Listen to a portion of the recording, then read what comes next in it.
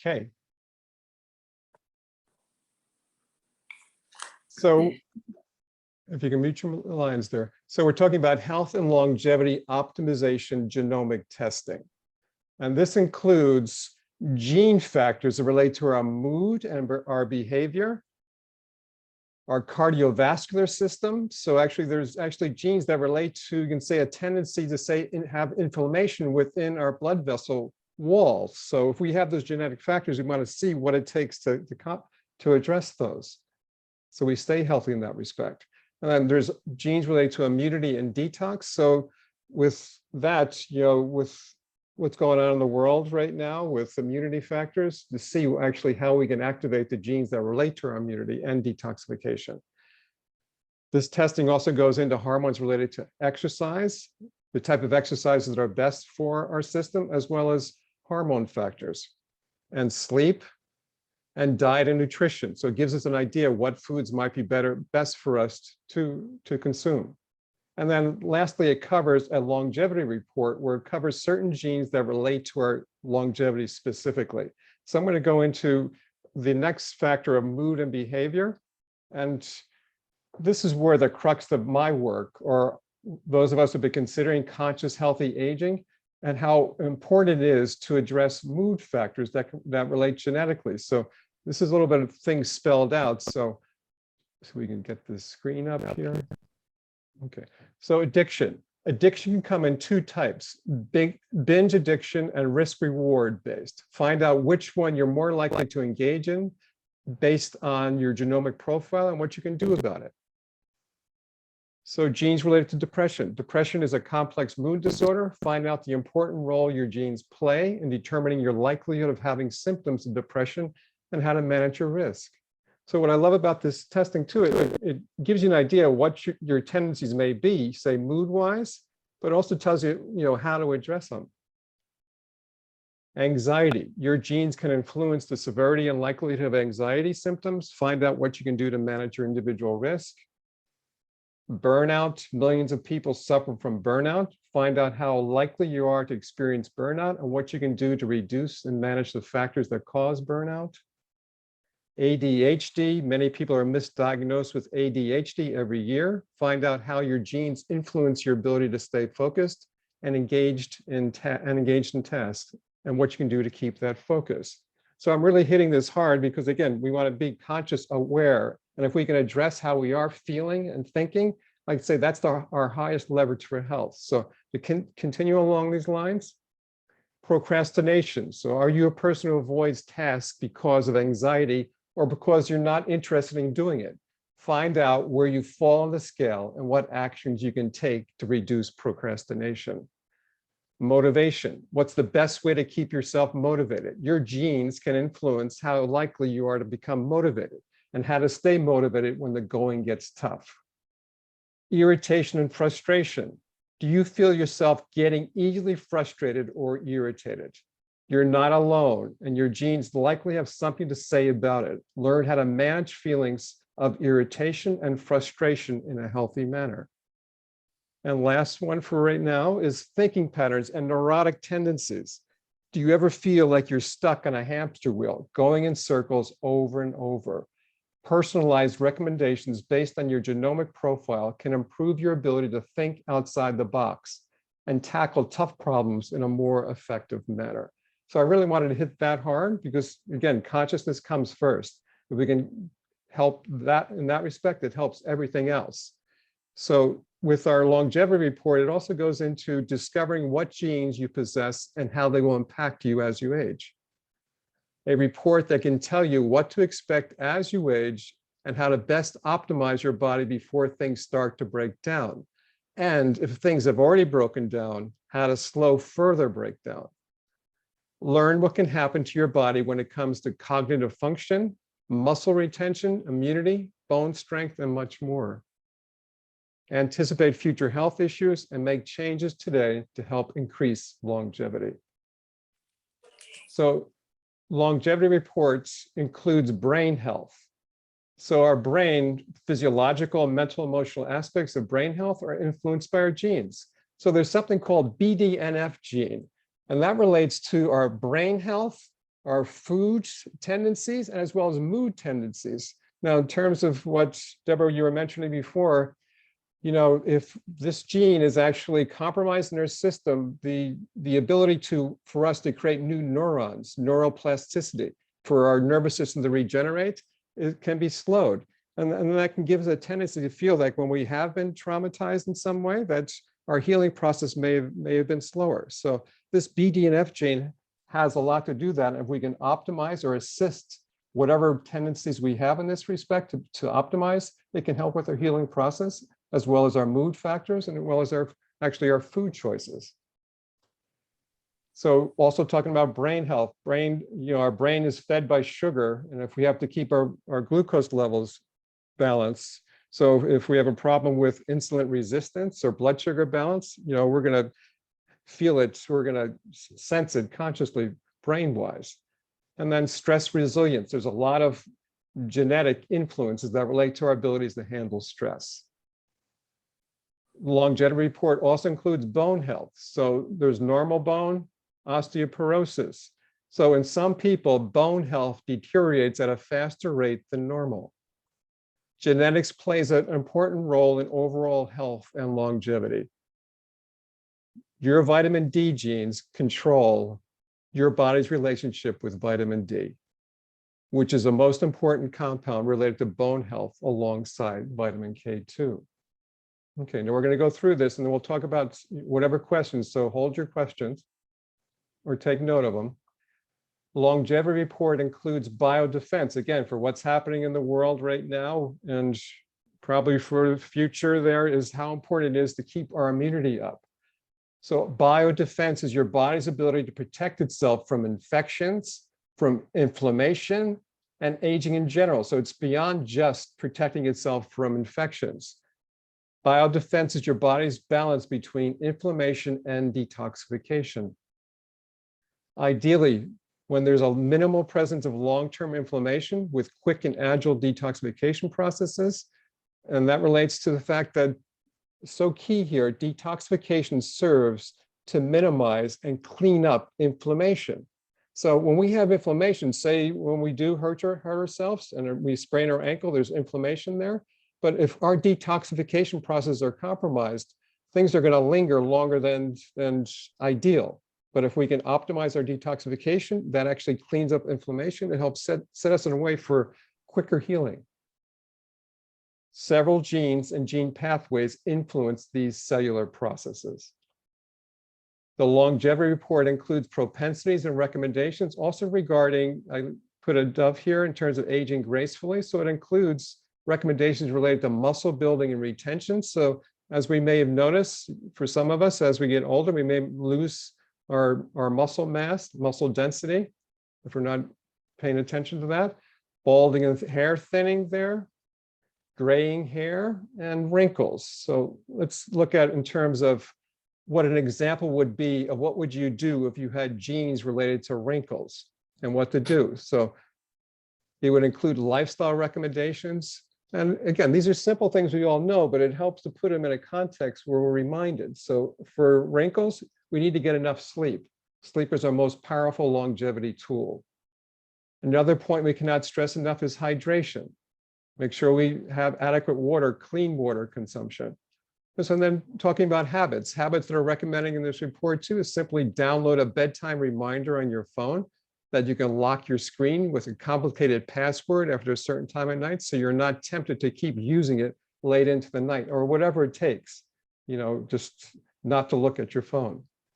Try this habit first thing in the morning in terms of hydration. Drink a large glass of filtered water and have a reminder. Maybe have an empty glass on the counter or next to your bed table to remind you in the morning to have a large glass of water.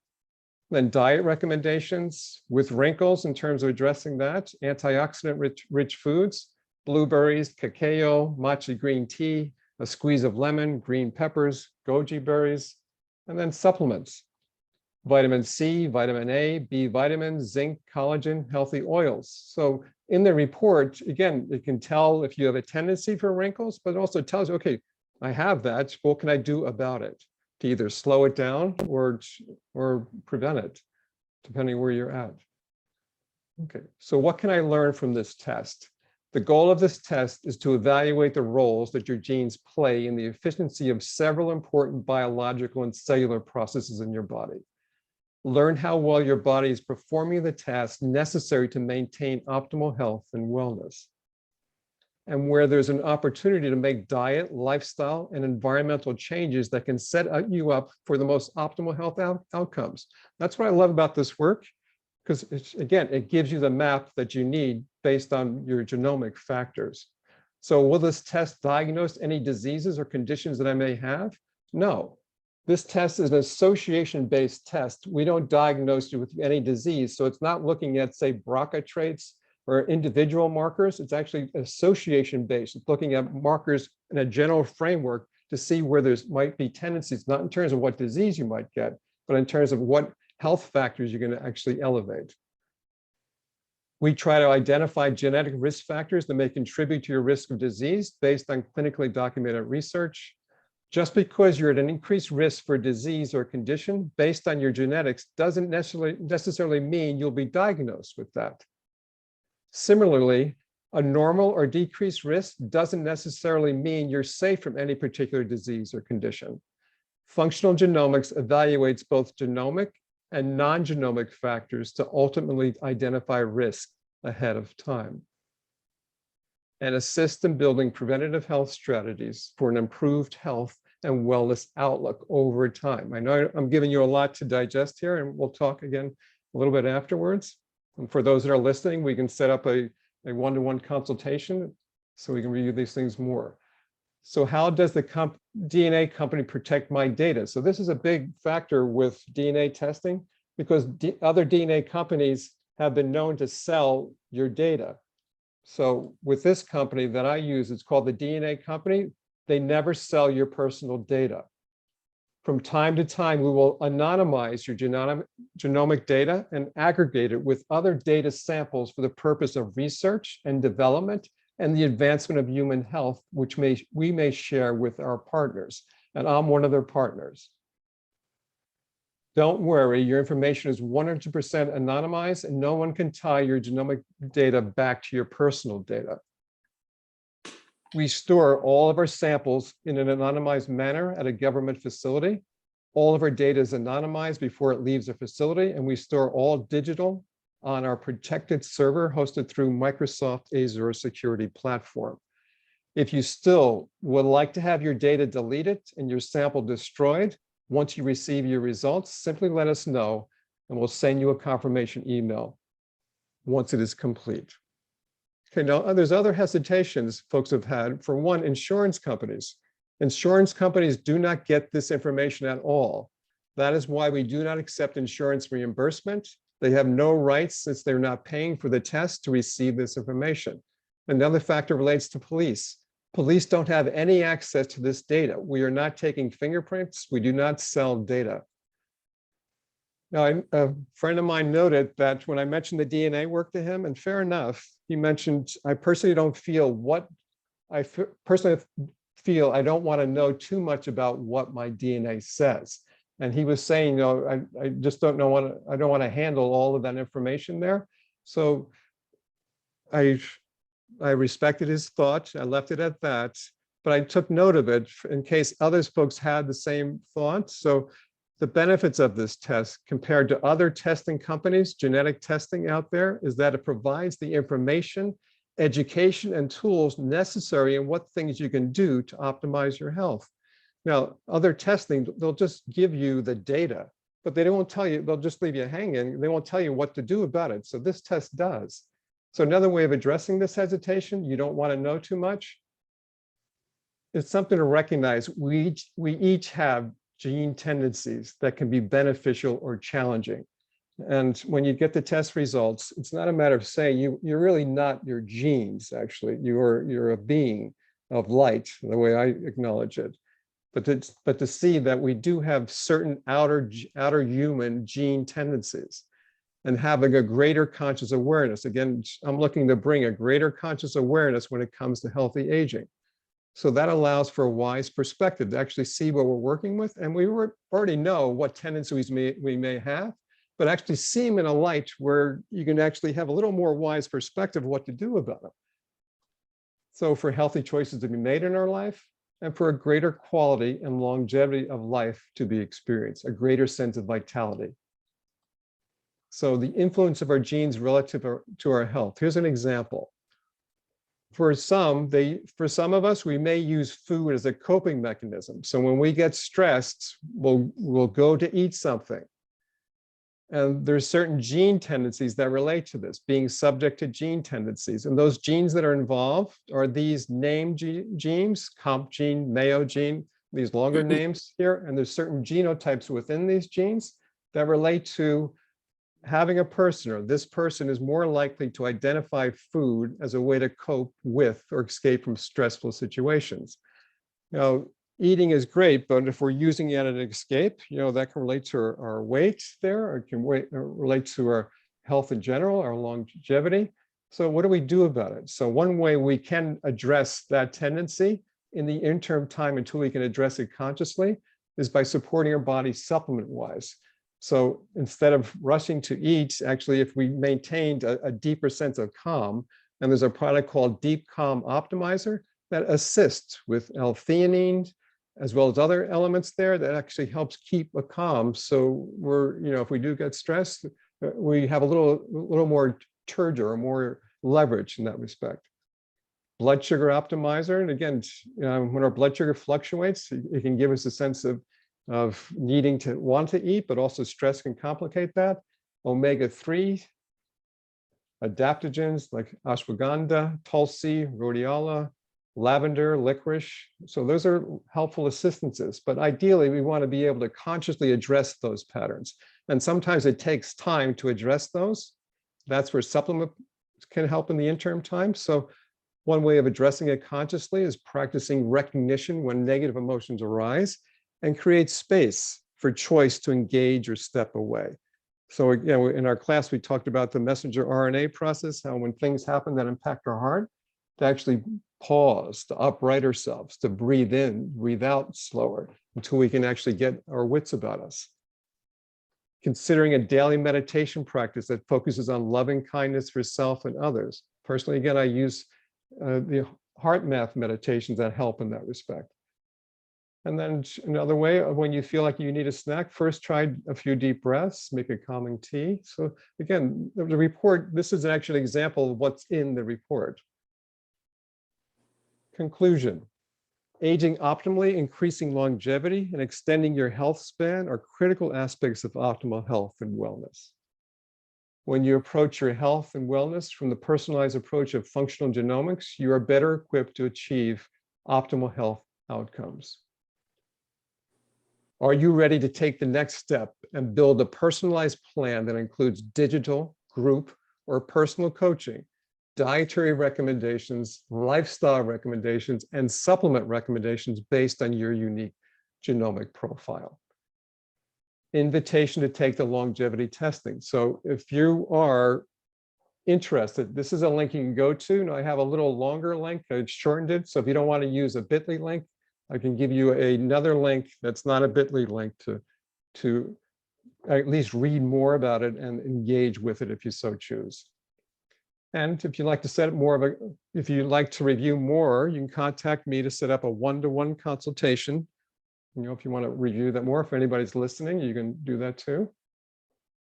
Invitation to conscious aging group sessions. So again, all of this is in the context. This testing is in the context of actually continuing in a way. So we've been meeting on a monthly basis the past couple of months, and we'll look to meet again for those who are interested and those who haven't engaged in the course, but are actually welcome to join us. So our next meeting will be June 16th, Thursday night. And you can contact me for details if you're not on my update list already to find out more when that session would be. Okay, so let's see. What do you think? I know I gave you a mouthful there and a lot to digest. Let's see what you think about it. So I'm going to stop my share and I'm going to stop the recording.